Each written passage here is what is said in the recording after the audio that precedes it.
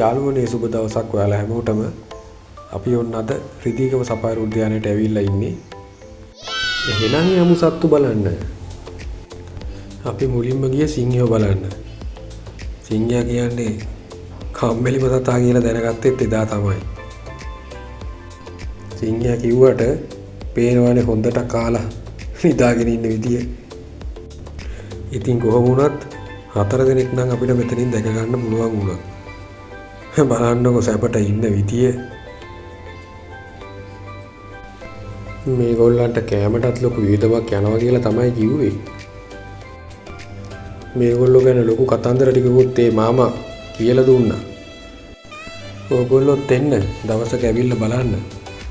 මෙයාලා මේ ගත කරන ජීවිතේ.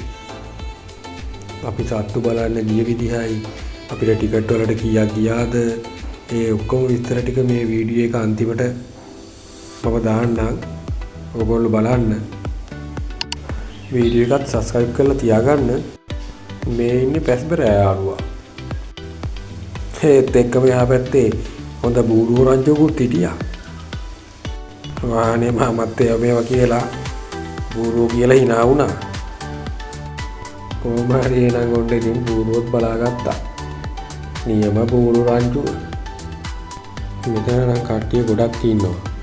කුළු මීමෝ ඉන්නවා, බූරුවෝ ඉන්නවා, පොටොළුවෝ ඉන්නවා, මුව රංචුවක් ඉන්නවා.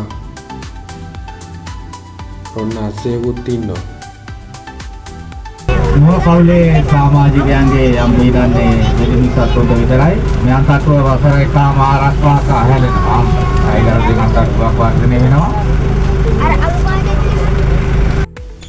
ඒ මාමා ඉතින් ඔන්න වගේ විස්තර ප්‍රචාරයකුත් දීලා මේ සත්තු ගැන හොඳට කියලා දෙනවා. අන්න ඒකයි තියෙන වටිනාකම. කොහොම ඉස්සරහට යද්දී මෙන්න හම්බෙච්ච ඊළඟ යාළුවා මේ ඉන්නේ ලෝකේ පොඩිම ගවයාලු. මාමා කිව්ව විදියට එහෙම තමයි. මෙන්න ඒ අස්සේ මේ දෙන්නගේ රණ්ඩුවකුත් යනවා මෙතන.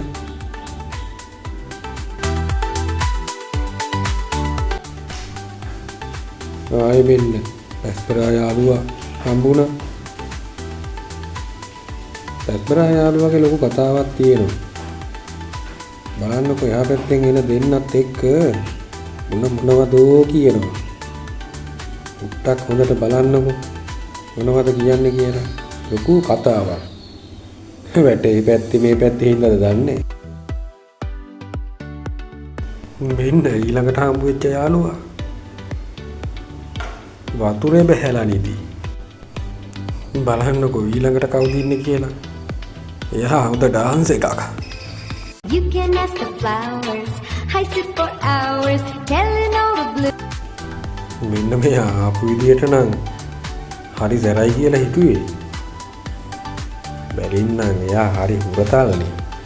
බලන්නකො මොකද වෙන්නේ කියලා.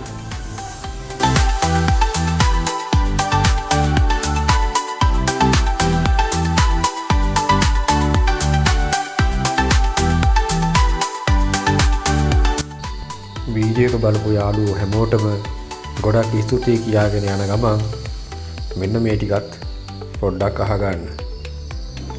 යාළුවනේ වීඩියෝ එක බලන ගමන් එහෙනම් අහගන්න. උදේ සාමාන්‍යයෙන් 8:00ට වගේ අපි සෆාරි උද්‍යානයට ගියොත් එහෙම අපිට සත්තු ගොඩක් බලා ගන්න පුළුවන්. දවල් යනවා නම් සාමාන්‍යයෙන් හවස 3:00න් පස්සේ වගේ යන්න. ඒක හොඳට මතක තියාගන්න. එතකොට මේ ටිකට් එකක ගාණ කීයද, ඇතුළත් වීමේ ගාණ කීයද, අපි කැබ් එකක යනවා නම් ඒ ගාණ කීයද, එතකොට තව බස් එකක් තියෙනවා. අපි ගියත් ඒ බස් එකේ තමයි. ඔය අපි ඉන්නේ බස් එකේ. ඒ බස් එකේ යනවා නම් ගාණ කීයද කියලා ඔක්කොම ගණන් දාලා තියෙනවා වීඩියෝ එක අන්තිමට. පොඩ්ඩක් නවත්තලා බලන්න. ඔයගොල්ලන්ට දැනගන්න දෙයක් තියෙනවා නම් පාලින් කමෙන්ට් එකක් දාන්න, ලයික් එකක් දාගෙන යන්න.